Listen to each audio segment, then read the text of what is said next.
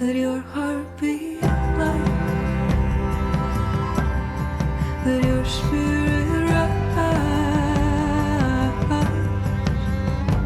in the deepest, darkest hour of the night.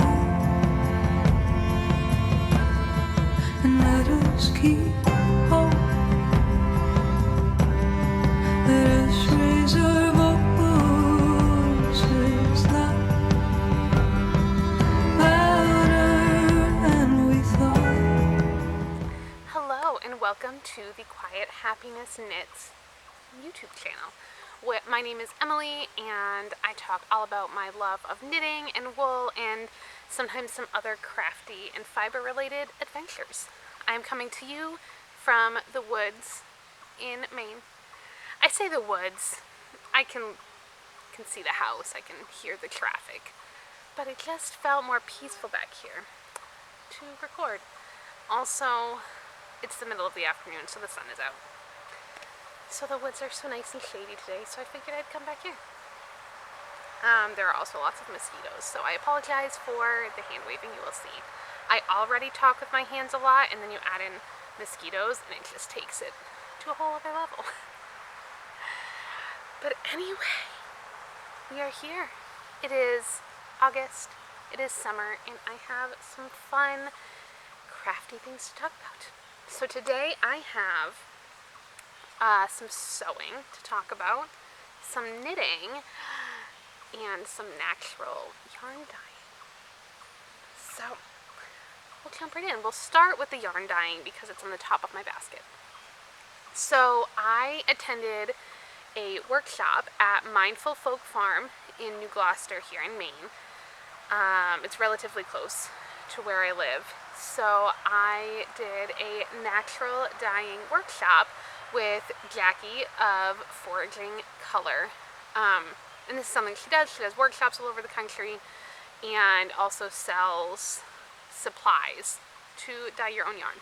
Now, I am not about to start doing this on my own, but it was an absolutely delightful experience and getting to learn from somebody who is so incredibly knowledgeable about this. So we dyed a whole rainbow of colors. And I just love them. So some of the dye materials we did gather from the garden on the farm, and some goldenrod that was growing in the field. And then some of the dyes were from supplies that Jackie brought with her. Some of them are like powders or pigments or just some other things that she had brought so that we could get several different colors. And some of them, it was really fun to see how adding a little bit of an extra ingredient could change the color. So for example, let me make sure I have. So this bright pink was dyed with cochineal. And then this light pink was in the dye bath afterwards. So basically we dyed, Jackie had a whole ring like this of white wool and of mini skeins, and so then we dyed them all at once, and then we all get to keep one mini skein from each color. So all of the hot pink minis went in with cochineal, and then this was the cochineal exhaust afterwards, and then this is cochineal with madder root. So it was just so fun. I won't go into all of them, but it was just so fun to get to learn and see how it worked, see how mixing things up could make it a slightly different color. So yeah, it was just so much fun. And it was a wonderful day on the farm and with a yummy lunch and getting to hang out with fiber people. So that is my most recent workshop fiber adventure. And this will be hanging on my wall for quite some time, I think, before I ever wind them up to use them, because they just look so beautiful all by themselves. So that, yes, that was, I've never dyed yarn before, so that was so fun. And while we're on non-knitting crafts, I might as well jump right into sewing. So I believe in my, I think it was in my previous, or my most recent video before this one, I talked about the gypsum skirt that I had sewn out of a green linen rayon fabric. And I had cut out pieces for a second one that I have since actually made. I don't have any pictures of myself wearing this. But it's basically, it's a really nice full skirt with a thick waistband, and then there are two options for pockets, or there's two views in this pattern. And both times I've done it, I have done the larger pockets with side panels, and the other view is like inseam pockets. And I use the same fabric in a different color. It's like it's called like Brussels washer or something like that. It's a linen rayon blend that I have absolutely been loving. The drape and how cool and light it is during the summer. And it's also at a relatively affordable price. I have been buying it at a fabric shop close to where I work in Portland, Maine, and it's definitely on like one of the lower cost materials. It's not like a quilting cotton, and so I have but I love the fabric all by itself, and it's an extra bonus that it's cheaper than some of the other options. So yes, so I sewed myself a second gypsum skirt, and then I'm wearing them, so and I'm sitting down on the ground, so I will insert some photos. I sewed myself the Arenite pants, which are also a pattern by Liberated, and it's the same basic idea as the gypsum skirt, except with pants instead of a skirt. So it's you do flat felled seams on the legs, and it has the side panels with the same style of pockets that I have on the skirt and the same style waistband. And this one only has one pocket option, but there are some cuff options. I just went with the hemmed option. There's also one where you can do elastic cuffs on the legs, or get a coordinating, or not coordinating if you want to, knit fabric to put on the bottom to kind of get the same idea as elastic, except you're just using a stretchy fabric instead of doing an elastic. And like, I just want to live in these pants. It's the same linen rayon fabric, just in a navy blue, and I love them to pieces. Now the pockets, I find, because the pockets stand out a bit more on the pants than they do on the skirt, because the skirt is continues to be more full all the way down past the pockets, whereas the pants, the pockets are the widest part, and then it tapers in, which I love it. But like, I'll wear the skirts to work, but the pants feel a bit too casual for work. And I think there is an option in the pattern to do some sort of like box pleats or something on the pockets to pull it in a little bit. I didn't bother doing that. I would love to make another pair of these pants, or find a different linen pants pattern, because they are and I love this fabric. And because I've always had trouble, I've tried shopping for linen pants before, but I've just never really found any that I really like.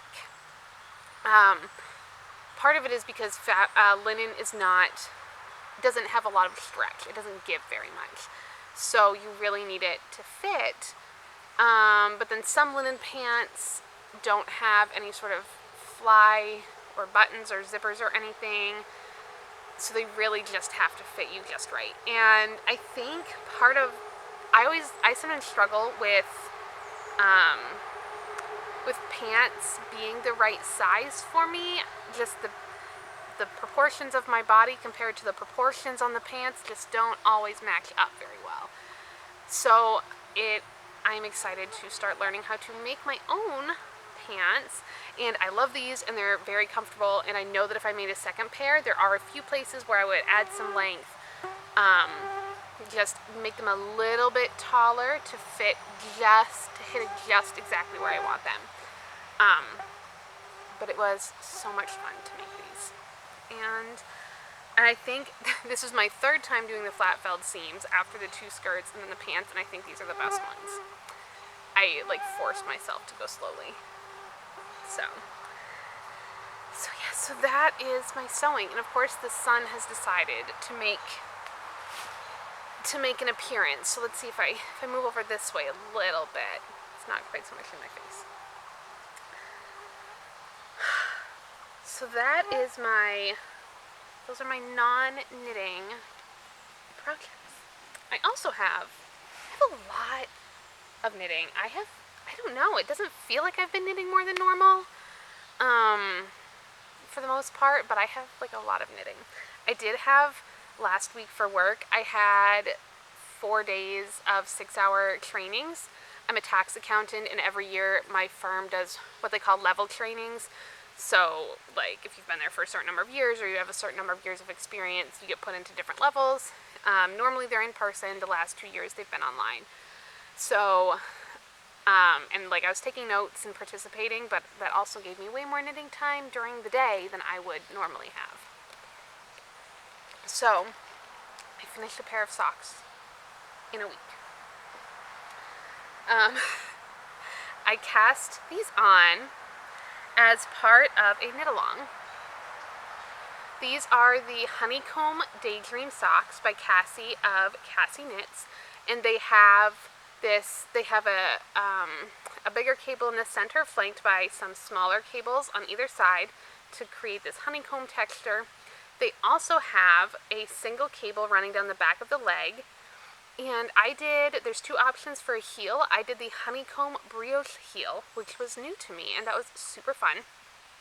You're knitting it, and it doesn't feel like it should work based on what you're doing, but it looks great, and it works out.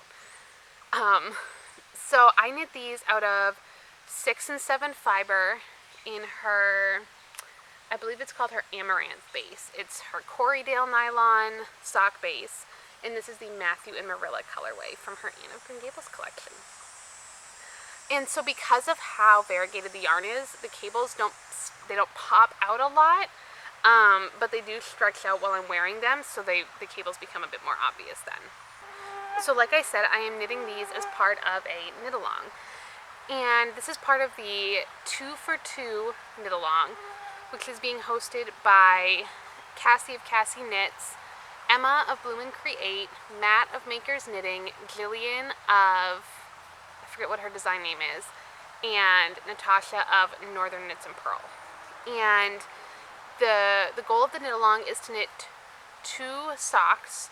I don't know if it's just one, if it needs to be a full pair, I don't remember, but 2 socks from 2 designers in 2 months.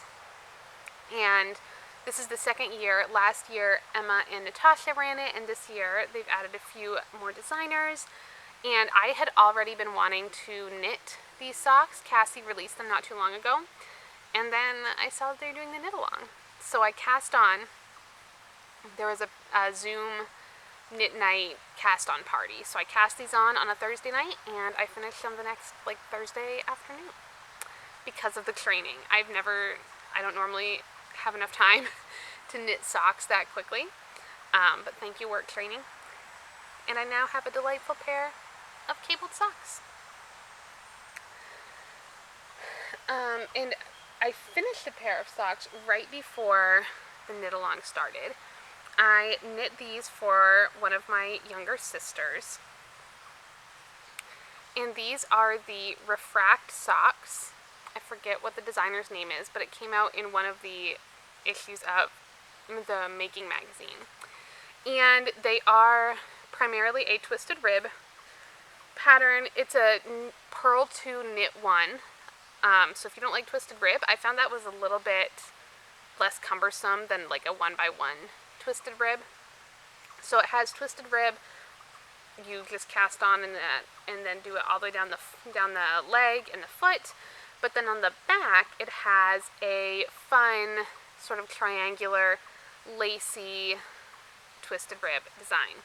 Now the original pattern called for like another repeat of the stitch pattern. I only ended up doing the 2. My sister is 10, so she does not have adult size feet. And I was using Knit Picks Stroll, and I had 2 skeins of this color, and I almost got a pair of socks out of 1 skein. The Knit Picks Stroll comes in 50-gram balls, and so I only needed to break into a little bit just for the toe of the second sock. So I used like just barely over 50 grams for these socks. So I literally finished these like just in time to cast on for my knit-along socks. And of course, it's knitting 2 socks by 2 designers, so I had to pick another one. And I am knitting the Stepping into Sunshine socks by Jillian of Gilza Makes.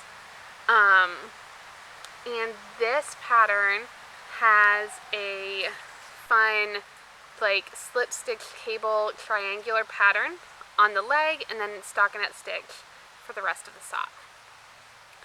And these I'm using Teeny Button Studios Soft Sock in her Love Story colorway, which she released when Taylor Swift, wow, sorry, the light is not great, when Taylor Swift re-released her Fearless album. And so this came as a sock set with this little kind of dusty, pinky, mauve mini skein. See, the problem with recording outside, I apologize, the lighting is a little patchy. But you get to hear the stream behind me, so we're going to pretend it evens out. Anyway, so my original plan with these socks, because of the cable pattern, I thought it would look a little abrupt to have the mini skein on the cuff and then go into the cable pattern in my main color.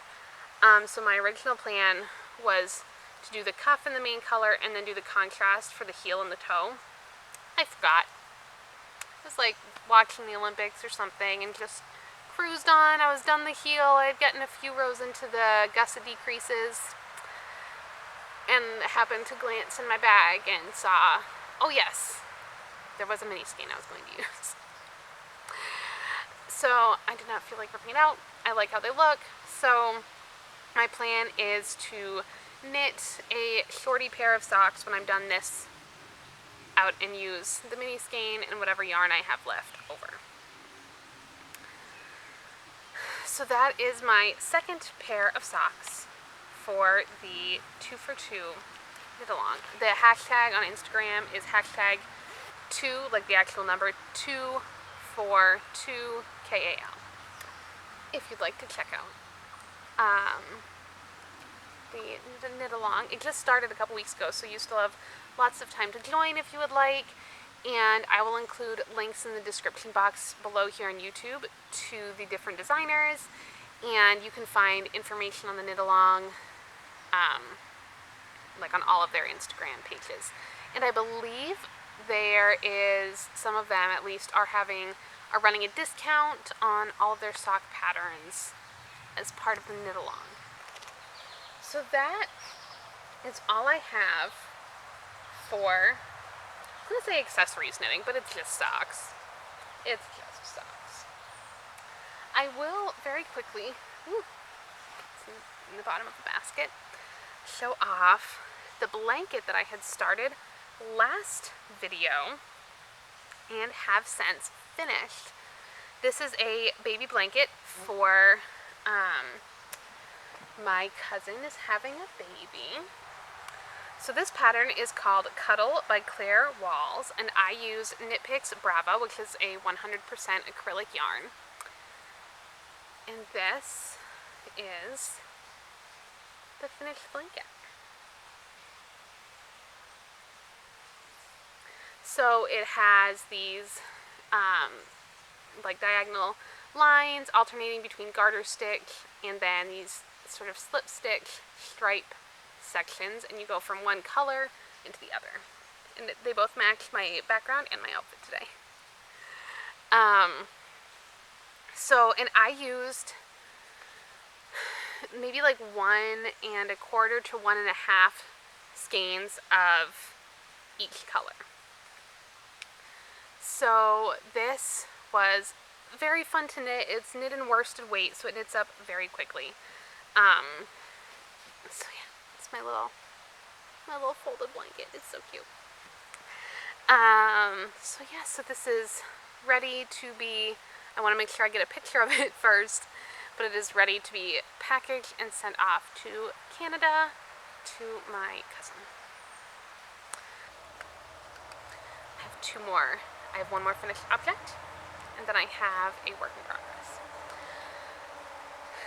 So, another knit along that I was kind of participating in is the Pip and Pin Summer Knit Along. Every summer they do a knit along. They have a lot of summer tops and tees and crop tops, and so they do a knit along every summer for any of their summery patterns. And a few knitting friends were going to join and wanted to knit the Calla top. And I believe I showed off how far I was on this last time. I have since completed my Calla top. So this is written, there's 3 different patterns. I forget what they're all called, but they're the same basic idea with some slight modifications for length. The Calla is the cropped version, but what I did, I had 2 skeins of a fingering weight yarn. Explorer knits in I believe the Glacier National Park colorway. And you knit the front, and then you knit the back, and then you join it in the round. And there are a couple of sleeve options. I went for the I-cord sleeves. So what I like to do if I want to maximize my yardage, or if I'm afraid I'm going to run out of yarn on a garment, I will, I'll get maybe halfway down the body, and then I'll go back and do the sleeves, and then I will continue the body. And that's what I did for this one. I knew the sleeves wouldn't take much yarn, but I didn't want to be worried the whole time I was knitting the body about whether or not I would have enough yarn left. So I got, I don't remember, maybe like here, and then I cut one of the skeins, and I went and did the 2 I-cord sleeves, and then I just continued until I did not weigh my yarn. I eyeballed. It's a very official knitting term. I eyeballed how much yarn I had left and estimated that I would have enough to do a 1-inch rib cuff. It was perfect. I have maybe 5 grams of yarn left, and I was able to do the full 1-inch rib cuff. So I would say that it may not have been precise, but my method of eyeballing was correct this time. So I am very excited about this. I have not yet blocked this. Try it on for you. It's warm out today, so I will probably not keep it on. So it's originally written as a crop top. So if I had stopped where the pattern called for, it probably would have ended up, I believe, about here, which is just about where the waistband of these pants are, which could have been very cute, but I did just finish a crop sweater recently. So, and I knew I have another knitted tee that's a little bit more cropped, and I don't get quite as much wear out of it because I kind of have to wear it with like a high-waisted pant or skirt. So I just kept going, and now my hips are here. So it falls like just below, like my belly button's here, so it falls below my belly button, below my hips, so I can wear it with these high-waisted pants. If I wanted to, I could tuck it in and have a cropped look, but I can also wear it with with a regular rise pant or skirt or something. So I am so happy with how this turned out. I knit, I think it was called the size large in the pattern, and I've got lots of positive ease, which is nice in to have a more like flowy, summery style top. And because if I had gone down a size, I'm sure it still would have fit, but I wouldn't have had as much of a drop sleeve, and I like how the sleeves look in this drop sleeve style.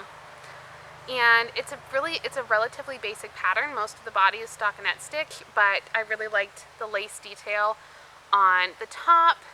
I also liked that the lace detail ends here, because sometimes I see colorwork patterns or something with a textured stitch pattern, and I just know that on me, the depth of the yoke would fall in a weird spot when I was wearing it. But this ends like just a couple inches below my collarbone, so it just adds a nice visual detail. And I will now take it off because it is warm outside today. I say warm, it's Maine, so like relatively warm. I don't know how hot it is right now, but so yeah, so I have about like 5 grams of this yarn left, and I did alternate skeins, not for the front, not for the lace sections. I just used one skein to knit the front, and then I used another skein to pick up the stitches and knit the back, and then I joined in the round. And I use the helical knitting method when I am alternating skeins on stockinette stitch in the round, which means that you don't end up with a visible line. I have alternated skeins in the round before where you just change the beginning of the round, and even if you do it every round or every other round, you can still see it. Not as much once it's blocked, but there is still a slight line where because you're carrying your yarn and you're switching, and so you can see it. But with the helical knitting method, you cannot see because it's changing every round. Because basically you knit a round until you get to 3 stitches before you dropped the other skein of yarn. Like, you slip those 3, and then you knit around until you get to 3 before you drop the last yarn, slip those 3, pick out the new yarn, and keep going. So in that way, you're constantly, every round, you're moving where you are, where you're switching yarns. And those slip stitches just help it to not create any sort of jog or tighter or elongated stitches or anything. So I love using that method when I'm alternating skeins in the round, and it makes it a lot easier because sometimes I know as knitters we don't always like to alternate skeins because it feels like it adds an extra, it's cumbersome, or it's whatever. But the helical knitting method, I just find it's a lot easier, and it doesn't like interrupt my flow of knitting as much. So I love using that method, and it really helps because I could tell even the front and the back. You won't be able to tell in camera, but one of the skeins was a bit more saturated than the other one, and I can tell looking at the front and the back which is which. But once you join in the round, you don't see that anymore. But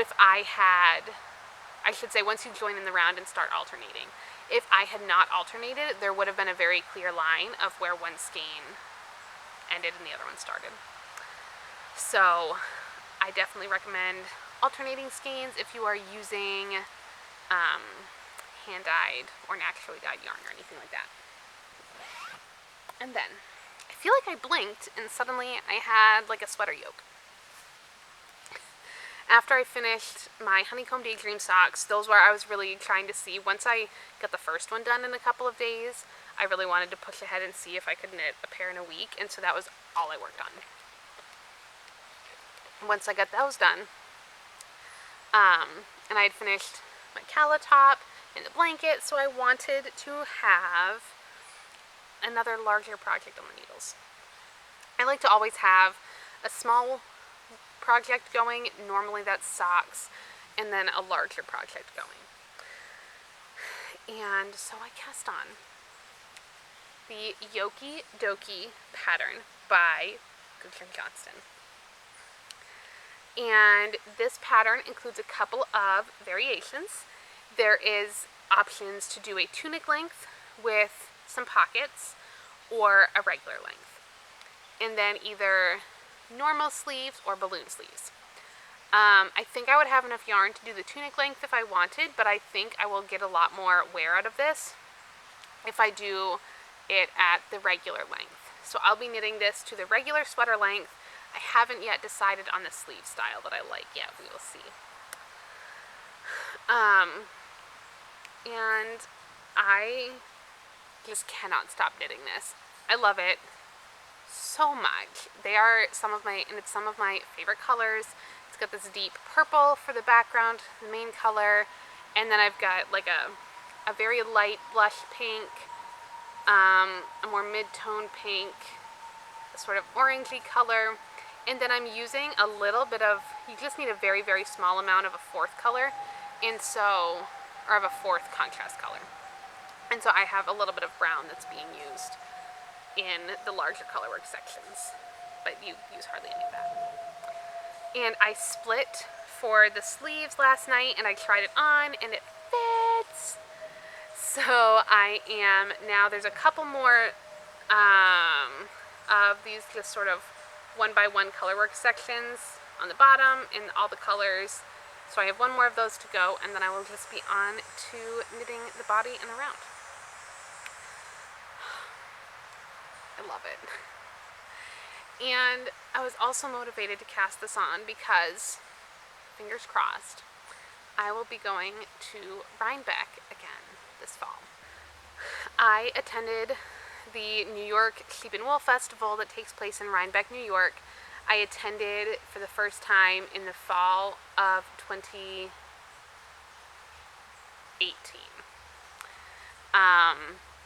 And then the following year, I had just transitioned from intern to staff at my job, so I wasn't sure about taking time off that soon.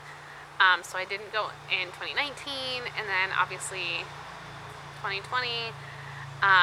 So as long as nothing changes, I will be going in the fall. So I wanted to have a fun fall sweater to wear, and I thought the yoke would take me way longer. And I know some people like to do, you hear of people who are like blocking in a hotel room the night before, knitting a sleeve as they're driving there. That is just a lot of pressure, and I'm not about that life. So I will be happy to have this done in plenty of time. So, but yes, I cannot get over this. I love it so much. And yeah. So that is my current sweater work in progress. I will most likely be weaving in all the ends that are on the inside. I don't mind weaving in ends. I just throw on a TV show or a movie and go to it. So yeah, I just keep holding it up because I love it. I haven't knit a colorwork sweater in a while. I haven't knit very many. I've done colorwork in a lot of other projects, but I have not knit very many colorwork sweaters. And so I am just having a blast with this. I will show you, I did swatch, because I was trying to figure out what color combination I wanted to do for the bigger colorwork motifs. So I tested it out a couple different ways, and I ended up liking this center one with the orange on the outside going into the mid-tone pink, and then having the lighter pink in there. And on my swatch, I used a blue yarn. I wasn't super pumped with how the blue looked, and then I remembered that I had the brown yarn that I'm using, which doesn't jar, it goes with the other colors better. It's a more cohesive look. But I forgot about that yarn until after I had done this swatch, and so I just used the brown instead of the blue. You don't use very much of it. It's just literally 2 rows in the whole sweater that have it. So I figured the brown was a better option to blend in a bit more. But I ended up liking this one. I found that I liked that the orange and the mid-tone pink are a closer, I don't know what the correct color, correct term is, closer color value. There's not as high of a contrast between the orange and the mid-tone pink as there is between the mid-tone and the blush pink. So, because I just found this one and this one, whether I had the dark pink or the lighter pink on the outside, I just found that those were a bit more like contrasty. It didn't kind of flow from one to the other the way that I wanted it to. So I liked how starting with the orange and then going into the slightly lighter color value of this pink all the way into the brightest, lightest color in the center. I liked how that looked more.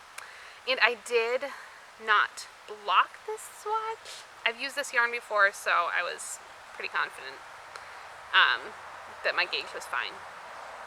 But I did do the swatch in the round so that in case I had ended up blocking it and actually measuring my gauge, it would have been the same as the way that I'm knitting the whole sweater. So if you've never blocked in the round, basically what you do, you knit across the swatch, and instead of turning your work and purling back, you slide your stitches, you use a circular needle, you slide your stitches back or all the way around the needle as if you were doing an I-cord. And then it's basically like doing an I-cord except on a swatch, but you don't pull the yarn tight. You just leave it. So I've got all these yarns in the bag. You just carry your yarn around the back and then knit across another row. So that just, because sometimes your tension on if you're purling is different than if you are knitting, and so when you knit in the round, you're knitting every single round. If you're doing stockinette stitch, if you're knitting flat, you're knitting and purling, and so this just makes sure that your gauge is closer to what your gauge will actually be in the project, instead of adding purl stitches if you will not be purling in your project. And so if I had blocked this, if I was actually going to block it, I would cut these so then it could lie flat. So then I could block it flat, measure it flat. Yeah. The one downside to that is that if you are worried about yardage, I know that sometimes if I'm a little bit worried about not having enough yarn, I like to know that I have my gauge swatch if I need just a little bit to finish bind off or something like that. And obviously if you cut these long strands across the back, you cannot use them again. But for this, I've got plenty of yarn. I wasn't worried about yardage, and also all these little bits of color are not very much yarn, because I wasn't carrying the light pink up to the next motif. I was cutting it, so I was not going to be using this yarn to help me finish the project or anything. So yeah, so that was my process for swatching. So that is my biggest work in progress. I think that is everything. So I will end. I did this last summer a little bit when I was recording back here in the woods, where I would read a poem. And I have a few books of poetry that I bought. I got some recommendations on Instagram last summer. I'm still working my way through this book called All Along You Were Blooming by Morgan Harper Nichols. And I highly suggest following her on Instagram if you do not. She just has some beautiful, beautiful posts. And I love, she does artwork along with the poem, so it's beautiful visually, as well as beautiful words. So, and she does the same thing on Instagram. So I will close this out with a poem from Morgan Harper Nichols. You may have ideas about how others see you, but you are not defined by their perceptions. You are not an object under someone else's magnifying glass, whose only purpose is to be observed. You are a living, breathing human being with a beautiful soul that is on a hope-anchored journey of learning what it means to be whole. So I hope that wherever you are, whatever you're doing, that you are on your hope-anchored journey of learning what it means to be whole. See you next time. Let us be guided by kindness and grace. Let us be good for goodness' sake. If you're feeling forgotten, like you're among strangers, and you've lost the only way you know how. If you're feeling restless and this all seems